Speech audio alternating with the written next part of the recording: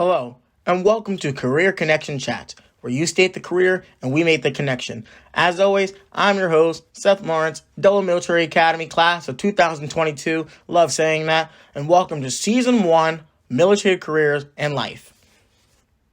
Hello, and welcome to Season 1 of Career Connection Chats. With us today is Master Chief Petty Officer David Call, United States Navy retired. He's going to talk to us about his career in the Navy enlisted side as a senior enlisted leader, as well as a Navy JROTC Naval Science Instructor at the Delaware Military Academy.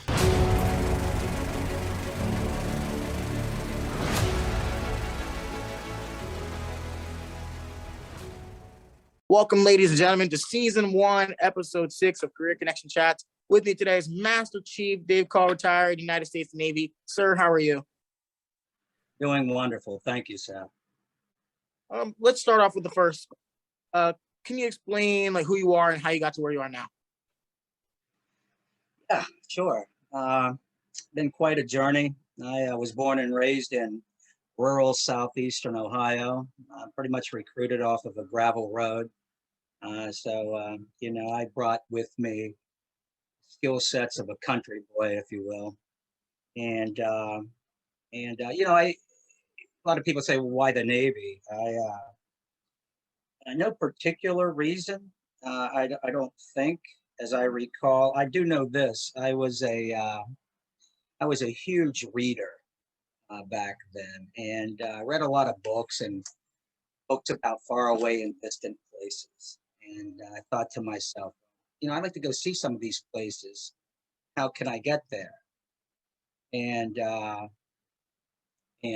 the Navy was my entry point for that. So launched on September the 26th of 1978, went to boot camp at Great Lakes, Illinois.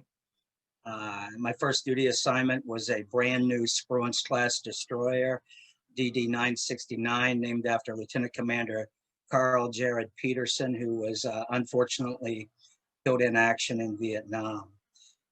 Did that through July of '82, and then I went to a command called the Atlantic Command Electronic Intelligence Center, and that was interesting. I basically worked there with all the service components, representatives from the cryptologic community. You had NSA folks there, you had Defense Intelligence Agency folks there, and it was basically a facility where we collected intelligence from all around the world, from all our various collection apparatuses, and analyzed that data, that intel, and then produced intel for our warfighting command. So that's kind of what went on there. Left there and went to Hawaii. That was in Virginia, by the way. Both of those commands were in Norfolk, Virginia. And I took orders to an old repair ship out of Pearl Harbor, Hawaii, and spent a few years on that. And while I was there, that ship actually was part of the ship reposturing program. And so we left Pearl Harbor, and the USS Jason was reassigned to San Diego. So both very, very nice places to be, make no mistake about it. While I was on the Jason, we were in a major collision at sea, and that was unfortunate. Lots of damage, one sailor killed, and many careers terminated as a result of that. So that was an unfortunate highlight there. So I left there and went to be an instructor down in Meridian, Mississippi, and a Navy instructor for my particular rating as a logistics. And did that for 3 years, and I got a phone call to go to the USS Dwight D. Eisenhower, and took that. An old shipmate of mine was in charge of detailing sailors, and he called me personally and said, "This is where you need to be." And so I said, well, let's go, And so I took off and went and did that for a few years, and that was a pretty dynamic tour. While I was there, I was getting ready to transfer, and I get another call about taking this first assignment for somebody in my rating at the United States Special Operations Command at MacDill Air Force Base in Florida. That was an interesting assignment, indeed. And I got to go to Army Airborne School and get designated as a naval parachutist and all that high-speed, low-drag G-whiz stuff was fun. Left there, picked up Master Chief, but before I left there, I got another phone call from a guy that wanted me to be his first departmental Master Chief on the newly constructed Harry S. Truman. I rogered up for that, packed my bags, went back to Virginia, and stood that department up on a brand new Nimitz-class aircraft carriers.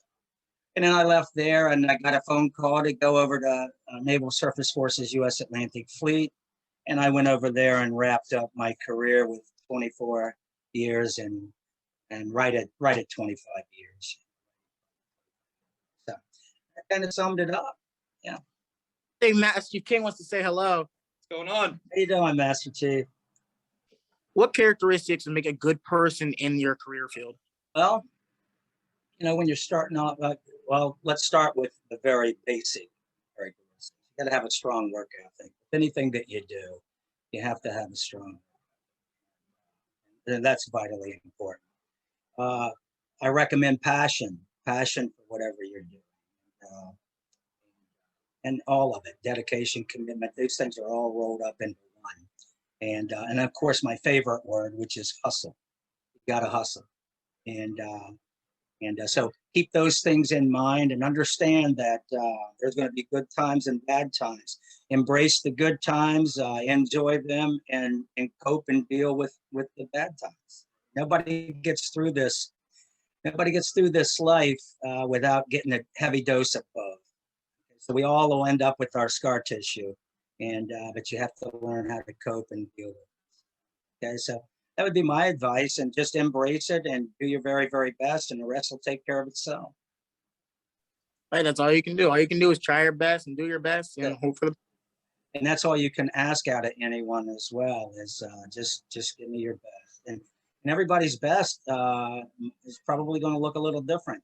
It's sometimes, like in school, there are folks that 75% grade is their 100. Absolutely. Now, what was some of your favorite things to do in the Navy? Well, but at the top of the list, and I think if you canvass anybody that's ever served, because I do it often, I meet people all the time that did 4 years or whatever, 6 years, 8 years, and got out. And I ask 2 questions.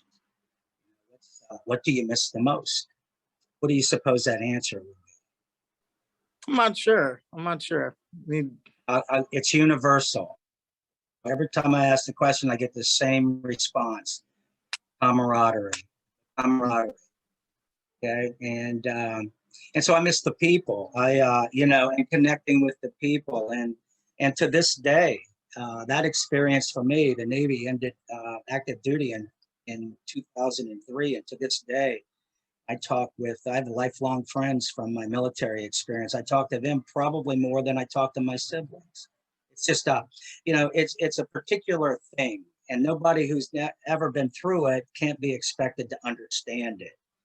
This bond that you develop from military service, it is very peculiar, and those of us who have had that experience get it, and a lot of it, the way I sum it up, is that we've been tempered through some incredible, let's not kid ourselves here, some incredible challenges and hardships, and we go through that stuff together. The 110-hour work weeks and all those different things, the promise of pulling into a nice port and it doesn't happen, for operational commitments change or whatever. You have the ups and downs, but all those things temper you, and all those things serve to mold you.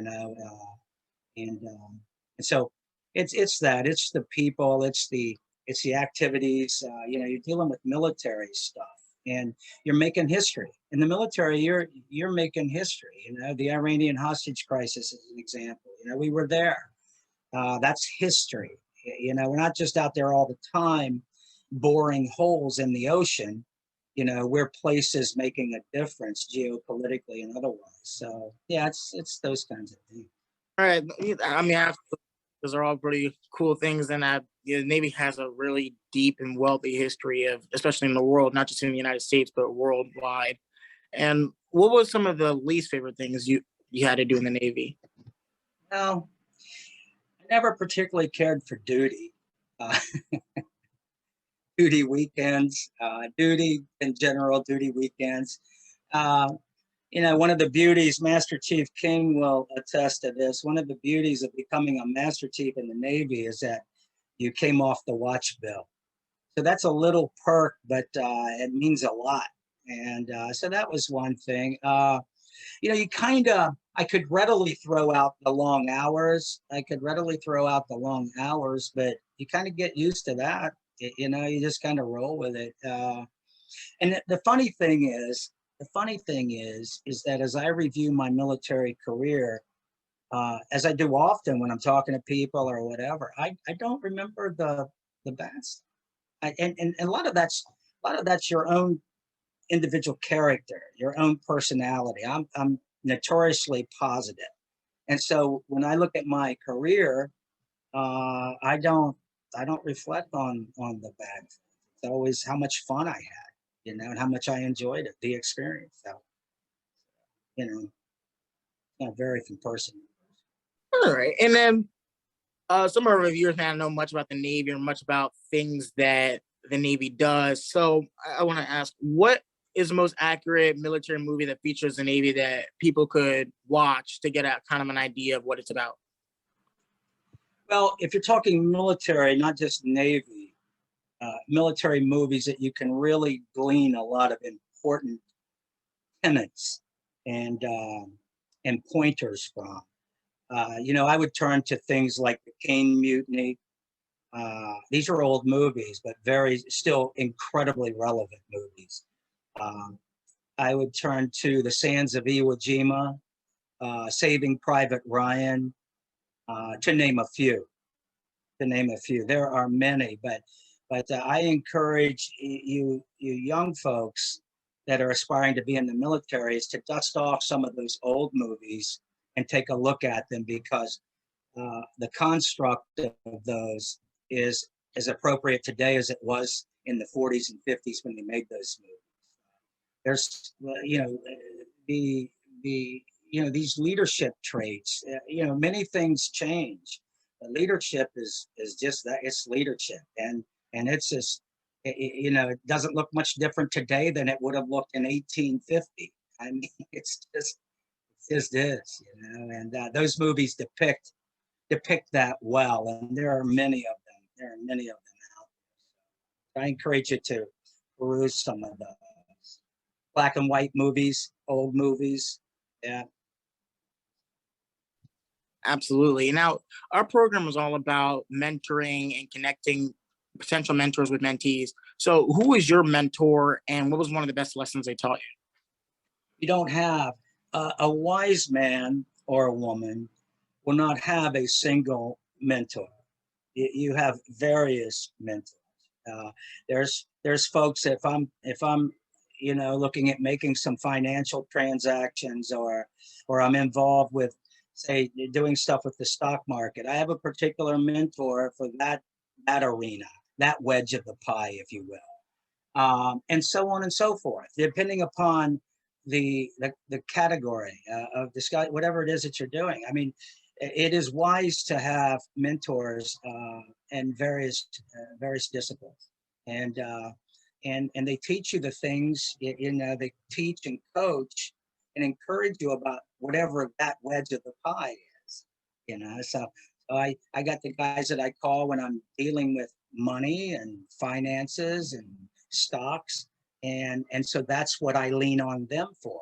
Those guys call me and lean on me for different things that they need. So and the other thing, Seth, is that everybody should be not only a mentor but a mentee. Everybody, and that doesn't matter. It's without regard to how old you are. Everybody should have mentors, and they should be a mentee. So it cuts a couple ways there. Things Absolutely. I that they think Go ahead. I'm sorry. I was just saying, I think absolutely mentoring and being a mentee and always learning from someone who's done the things that you want to do is very important. And I hope that our viewers get that message from you. But we don't want to be so big and bold that we don't need to turn to people and when in our times of need when we I mean that's a fool's errand to me. I think it's important that you lean on other people and you have people that lean on you. Is there anything you would like to say to our viewers who are watching today? No, just keep charging, man, and stay positive, and even through the like I said earlier, nobody gets through this without scar tissue, and frustration and anguish and all of it. And the military will give you a hearty dose of that stuff.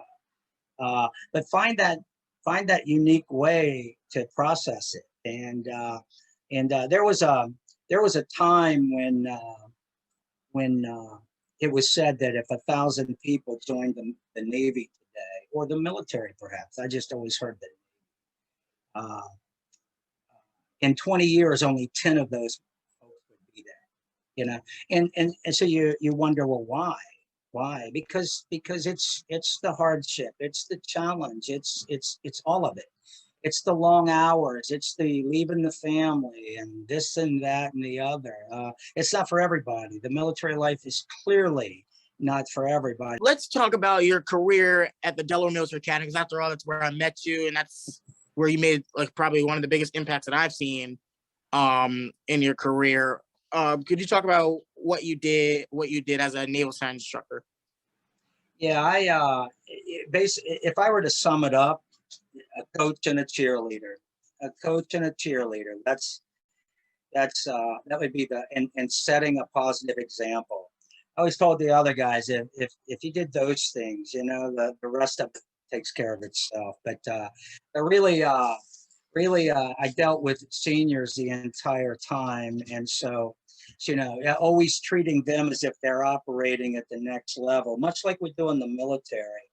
That you're always operating at the next level. That's why it doesn't seem so stunning when someone gets advanced and they move up to the next level. It's like, okay, it seems normal, it seems natural. That's who they are. That's how they've been behaving. So it's the same with seniors. I operated in a similar fashion, and life skills.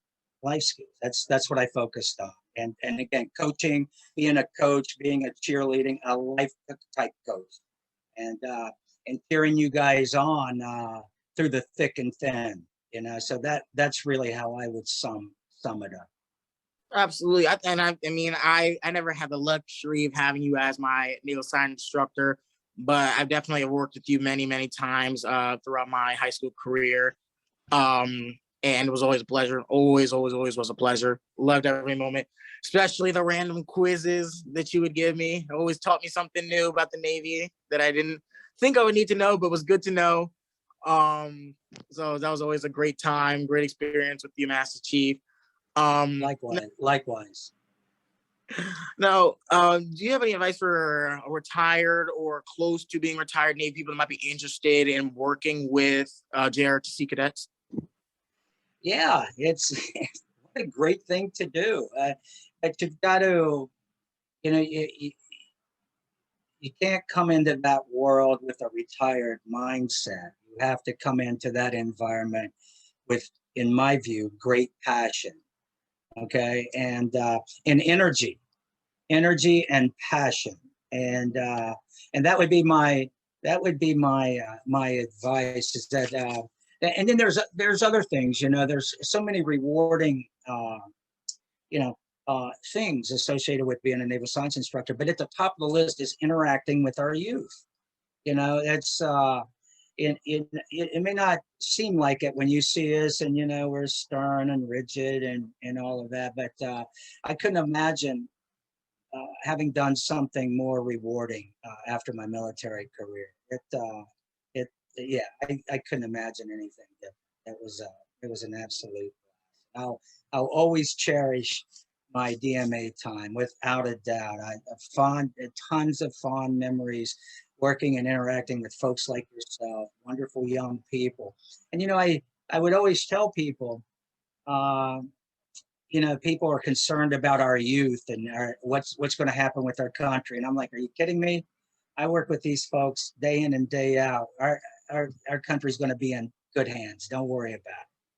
I mean, absolutely. And I think the work that the Naval Science instructors, including yourself, former Naval Science instructors, do at the Double Military Academy is just great things. We see emerging leaders and alumni doing great things at West Point, Naval Academy, Coast Guard Academy, Air Force Academy, or direct enlistment in ROTC. You see the results that we produce at the Academy, I think, and that's all into what the Naval Science instructors are doing, and their call to duty after the original call to duty, I think is the most important thing there, where they decided I still want to do more, even though my time is up in the military. I still want to teach the younger generation. I think it's an honorable profession. I thank you, Master Chief, for your many years at the DMA. Many years of DMA. That's very appreciated. I think everything you've done at DMA, the results are still here of the work you've done. I know that for facts. I see it every day. I'm walking proof of it. I remember when you were the person you were the person who interviewed me when I first was at the DMA, or you were the first person I met, and I'll always remember that. Always remember that. Me too. We're part of the success. That's all. It's a team. It's the parents, it's the cadet, it's the administration, it's the Naval Science instructors, it's the coaches, it's the pastors. We're part of the team that helps young folks like yourself get to that springboard that you need to be at in 4 years at the Delaware Military Academy. So it's vitally important that we work with parents as well, and we align ourselves with parents and others and coaches. And I did all those kinds of things because I think it's very, very, very important. But with that said, really it comes back to the cadet. It comes back to you and your drive. We're just trying to elicit these things out of you. Okay, the things that we're trying to elicit, this potential out of you, and sometimes you don't even know we're doing it, and that's okay. They're just by virtue of the things that we do and through osmosis, we are luring things out of you that's developing you at the same time. I'll give you one of my better examples of that is watching how timid and meek and mild a cadet is when they come in as a freshman, and how they are when they leave as a senior insofar as public speaking, interacting on the big stage, and all those kinds of things. We sort of cultivate that. You guys do that exceedingly well. So, yeah, we're part of it. I'll give you that. We're part of it. Absolutely. I always love your modesty. Always love your modesty. Well, Master Chief, thank you so much for coming out and doing this. I appreciate it. I love the new beard and the goatee. I know you couldn't wait to break regs and do that. Good luck in retirement. I'm very happy to always stay in touch with you. And that's the other thing, Seth, real quick, is that I tell cadets that I'll always be a resource for you guys. I will always pick up the phone. I will always try to assist, insofar as a decision-making process or an experience question or something like that. So always keep that in mind. Oh, absolutely. And we appreciate everything you do here. We really do. We miss you. I miss you guys too. Always stop by. Yeah. Well, ladies and gentlemen, that's Master Chief Call. Next up, we have many other Navy, Marines, Army, and Coast Guard officials. So stay tuned for that. Again, thanks for watching Career Connection Chats. I hope you learned something great. I hope you learned something you want to teach other people. And if you want to be on our show, please email us at careerconnectionchats@gmail.com. And if you want to ask our guest speaker your own questions, please email at the email posted below. To see more, please visit our YouTube channel and share what you've learned.